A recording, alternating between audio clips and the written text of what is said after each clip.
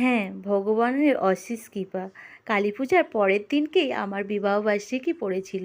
তো সেই উপলক্ষে আমার হাসব্যান্ড আমার জন্য একটা সোনার জিনিস বানাতে দিয়েছিল। তো অত কাজের ফাঁকে আমি একাই গিফটটা আনতে এসেছিলাম। তো চলো বন্ধুরা, তোমাদের সঙ্গে শেয়ার করি আমার হাসব্যান্ড আমাকে কী গিফট উপহার দিয়েছিল বা বানাতে দিয়েছিল। তো গিফটটা নিতে আমি চলে এসেছি এখানে জুয়েলার্সে, দেখতেই পাচ্ছ। তো চলো দেখা যাক কী গিফট আমার জন্য আমার হাজব্যান্ড বানাতে দিয়েছে।